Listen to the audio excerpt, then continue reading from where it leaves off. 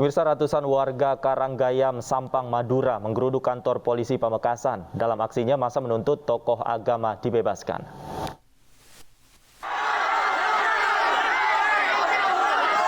Massa yang berasal dari desa Karanggayam, Kecamatan Omben, Sampang, kemarin malam menggeruduk Polres Pamekasan. Mereka menuntut agar tokoh agama yang biasa disapa dengan Habib J segera dibebaskan. Bahkan sebagian besar dari massa tidak mengetahui perkara yang menjerat terkait kasus pencabulan anak di bawah umur. Penangkapan Habib J di tengah ceramah membuat massa geram dan mendatangi Polres Pamekasan. Karena Habib Yusuf tidak bersalah, Pak. Statusnya itu masih saksi, bukan tersangka. Katanya pengacara saya. Kita pakai pengacara, Pak, bukan main sembarangan. Habib J dilaporkan orang tua anak didiknya karena lakukan pencabulan anak di bawah umur pada Oktober tahun lalu. Tidak sampai hamil, namun ini menurut keterangan dari para korban itu sudah terjadi beberapa kali, jadi tidak hanya satu kali. Ya, jadi 2 sampai 3 kali. Dan saat ini yang bersangkutan kita amankan di Mapolres Pamekasan, dan juga nanti kita lakukan, setelah kita lakukan pemeriksaan, kita lakukan gelar kembali untuk tindakan selanjutnya. Sudah 2 kali mendapat panggilan, namun Habib J mangkir. Setelah menerima penjelasan pihak kepolisian, akhirnya massa pun membubarkan diri. Dari Pamekasan, Jawa Timur, Dedi Priyanto, iNews melaporkan. Perkembangan terbaru dari pengepungan Mapolres Pamekasan, Jawa Timur oleh warga. Sudah bergabung bersama kami Kasat Reskrim Polres Pamekasan AKP Tommy Prambana. Selamat sore Pak Tommy. Ya, selamat sore. Pak Tommy, bisa diceritakan Pak bagaimana awal mula warga ini bisa menggeruduk ke kantor Mapolres, Pak? Baik, terima kasih. Jadi awal mulanya pada pukul 19.30 tadi malam, kami dari Satreskrim Polres Pamekasan mengamankan tersangka tindak pidana pencabulan terhadap anak di bawah umur, yang mana itu diamankan di wilayah Omben Kabupaten Sampang. Setelah kita lakukan upaya paksa dan juga kita bawa ke Mapolres Pamekasan. Namun seketika itu ada beberapa masyarakat yang datang ke Polres untuk meminta klarifikasi terhadap upaya paksa tersebut, Mas. Baik, apakah penangkapan memang dilakukan saat yang bersangkutan sedang ceramah, Pak?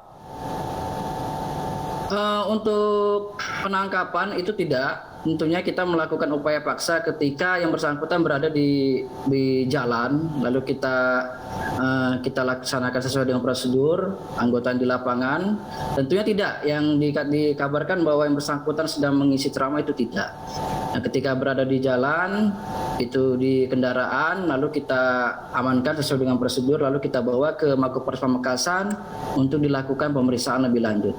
Oke, kemudian apa yang menjadi tuntutan warga pada saat menggeruduk Mapolres?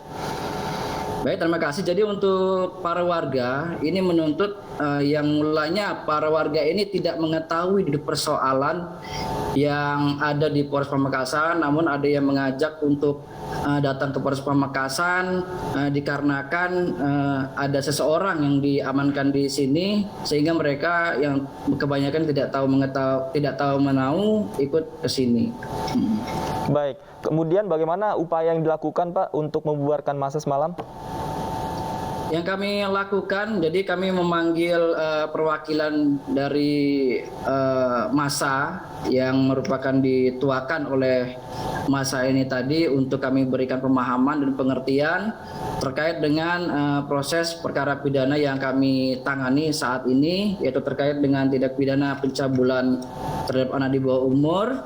Kami berikan pengertian dan pemahaman tentang pokok permasalahan dan juga bagaimana tahapan-tahapan penyelidikan sampai tahapan penyidikan dan juga sampai upaya paksa yang kita lakukan di lapangan. Selanjutnya dari pihak perwakilan dari massa itu tadi, setelah kami berikan pengertian, tentunya itu bisa menerima, kemudian menyampaikan kepada seluruh warga yang ada di luar, memberikan pemahaman. Alhamdulillah para warga itu dapat memahami dan juga mempercayakan penanganan terkait dengan masalah ini kepada Satreskrim Polres Pamekasan. Baik, artinya yang bersangkutan statusnya sudah jadi tersangka, Pak ya? Betul sekali. Oke, kemudian untuk menghindari kejadian seperti ini terulang lagi, mungkin masih banyak warga sekitar yang salah mempersepsikan terkait hal ini. Seperti apa yang dilakukan oleh Mapolres Pamekasan? Tentunya kami melalui Babin Kamtibmas dan juga melalui sosialisasi kepada masyarakat, artinya agar para orang tua khususnya itu melakukan pengawasan kepada anaknya, mengingat perkara ini adalah perkara tindak pidana pencabulan terhadap anak di bawah umur, yang mana anak-anak itu merupakan salah satu harta berharga bagi kita, tentunya harus kita jaga. Ya, demikian. Oke, baik. Terima kasih Pak Tommy Prambana, Kasat Reskrim Polres Pamekasan sudah bergabung bersama kami di iNews Sore. Selamat sore. Ya, terima kasih. Assalamualaikum. Pemirsa, Edi Mulyadi ditahan setelah ditetapkan sebagai tersangka dugaan ujaran kebencian. Namun kuasa hukum Edi keberatan kliennya ditahan karena menilai ada kesalahan prosedur.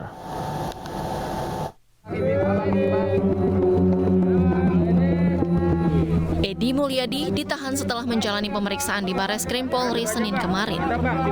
Edi ditahan selama 20 hari dengan status tersangka kasus ujaran kebencian berdasarkan sara dan penyebaran berita bohong atau hoax. Tim penyidik telah memeriksa 55 orang terdiri dari 37 saksi dan 18 ahli. Edi dikenakan pasal berlapis dengan ancaman lebih dari 5 tahun. Sementara kuasa hukum Edi Mulyadi, Herman Kadir, keberatan atas penahanan kliennya. Menurut Herman, Edi ditahan padahal belum ada pengambilan berita acara pemeriksaan sebagai tersangka. Kuasa hukum Edi menilai proses penahanan tidak sesuai dengan KUHP karena penahanan harus didahului dengan BAP sebagai tersangka.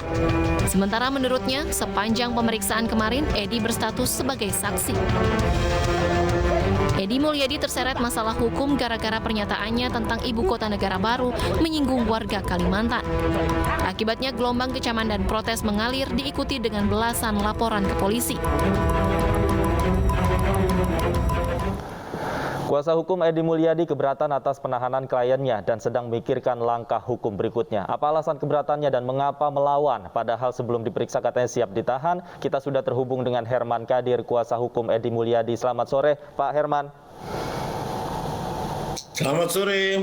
Selamat sore, Pak Herman. Tapi sebelum kita mulai diskusinya, Pak Herman, kita simak terlebih dahulu penjelasan dari Karopenmas Polri Brigjen Pol Ahmad Ramadan terkait sederet alasan subjektif dan objektif penahanan Edi Mulyadi berikut ini. Aksi. Pemeriksaan berlangsung dari pagi hingga pukul 16.15. Itu pemeriksaan sebagai saksi. Setelah dilakukan pemeriksaan sebagai saksi dan memperhatikan dengan beberapa bukti pemeriksaan saksi dengan jumlah 55 orang, terdiri dari 37 saksi dan 18 ahli. Saksi ahli terdiri dari saksi ahli bahasa, saksi ahli sosiologi hukum, saksi ahli pidana, ahli ITE, analisis medsos, digital forensik, dan antropologi hukum. Setelah itu penyidik melakukan gelar perkara. Hasil dari gelar perkara, penyidik menetapkan status dari saksi menjadi tersangka.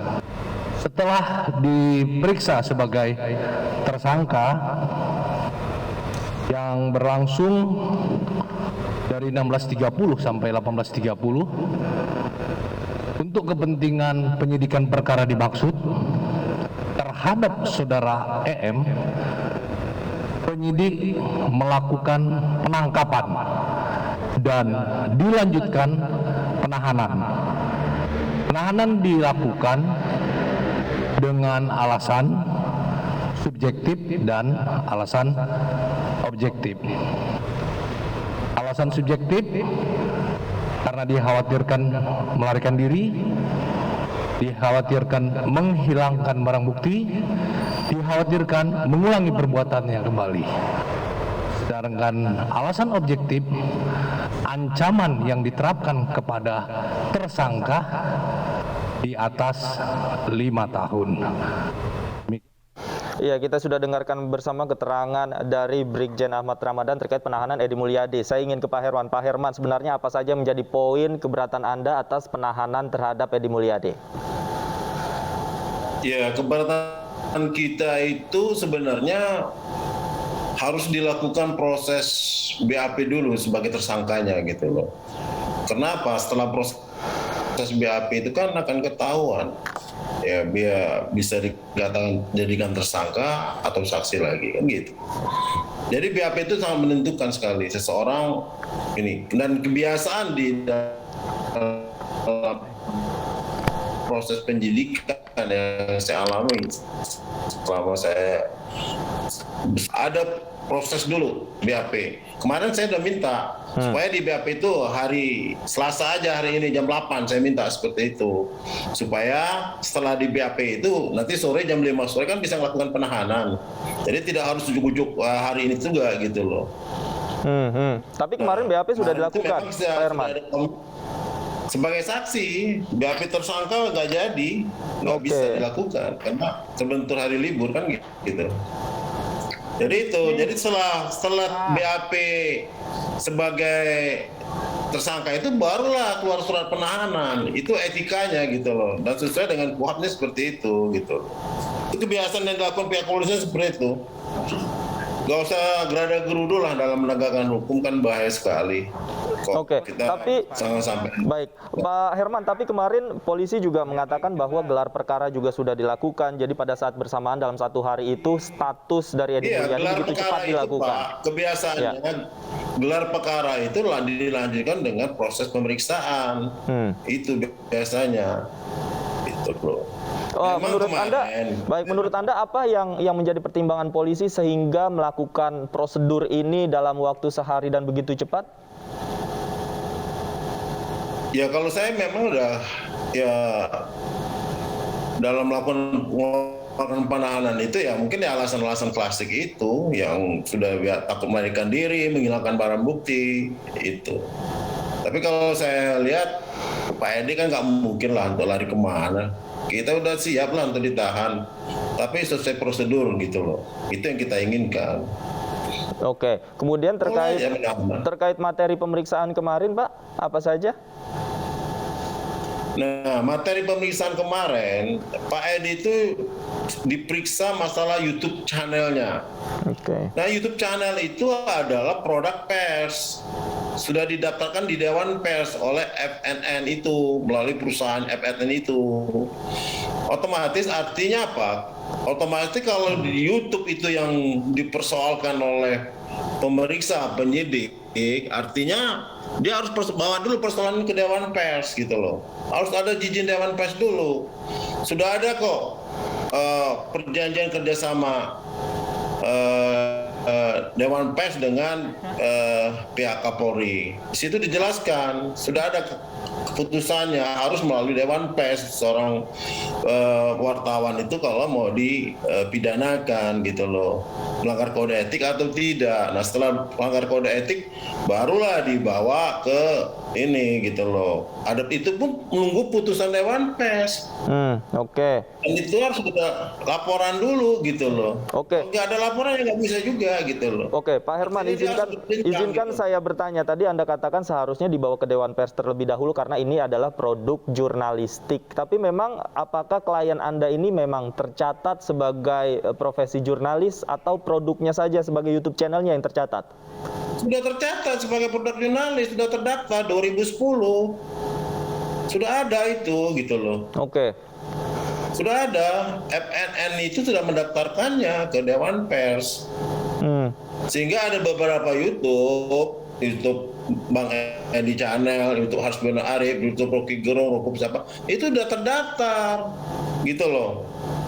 Cuman yang saya nggak mengerti, pihak kepolisian tidak memahami bahwa itu produk pers. Dia kira itu YouTube biasa-biasa kayak YouTube saya. Bukan. Kalau YouTube saya iyalah bukan produk pers. Tapi YouTube Edi Channel itu produk pers, beda. Jadi kemarin yang diperiksa, itu produk pers. jadi kemarin yang diperiksa adalah YouTube channelnya, bukan terkait ucapan dan ujaran kebencian seperti yang dikatakan oleh polisi. Iya, YouTube-nya itu yang diperiksa. Kalau YouTube saya bilang ini produk pers. Loh, saya kan dari awal sampai ada 30 pertanyaan itu, semua masalah YouTube Bang Edi Channel itu. Oke. 30 Kalau masalah pertanyaan. itu saya bilang ini produk pers. Sudah kami jawab di BAP itu. Nggak boleh dia menahan seorang wartawan senior kalau memang itu. Oke, Ini produk tapi pers, Pak. oke, terkait Ada buktinya nih. Kalau mau saya lihat buktikan nanti.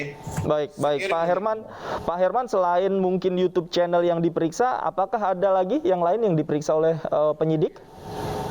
Tidak ada, itu aja YouTube channel itu. Oke. Bahkan YouTube channel Pak Edi sebelum-sebelumnya. Nah kalau sebelum-sebelumnya itu kan siaran pers dia. Baik Pak Herman, pasca penahanan ini yang Anda anggap cacat prosedur, apa upaya yang dilakukan? Apakah ingin melayangkan penangguhan penahanan? Seperti apa? Kami lagi berdiskusi dengan pihak keluarga. Kami lagi berdiskusi dengan pihak keluarga dan teman-temannya Pak Edi yang ada di FNN itu. Intinya apa? Apakah perlu ngambil langkah hukum atau kita ikuti aja kemauan pihak penyidik ini? Itu aja. Nanti ini belum ada jawaban. Besok Rabu lah baru ada keputusan. Tapi kami Rabu itu sudah akan mengirim surat ke Dewan Pers. Kami akan kirim minta perlindungan hukum. Oke, Karena saya ada baik. fenomena terhadap orang wartawan gitu. Oke, besok kirim surat kemana? Ke Dewan Pers dalam rangka? Ya, ke Dewan Pers kami akan kirim surat. Tapi nanti Pak Edi langsung, setelah ditandatangani di Pak Edi, berarti Pak Edi langsung yang mengirim surat itu. Oke. Baik, terima kasih Pak Herman Kadir. Kita ikuti terus nanti prosesnya seperti apa. Terima kasih Pak Herman sudah bergabung bersama kami di iNews Sore. Selamat sore. Pemirsa, isak tangis dan histeris warga mewarnai proses eksekusi lahan di pesisir selatan Sumatera Barat. iNews Sore segera kembali, tetaplah bersama kami.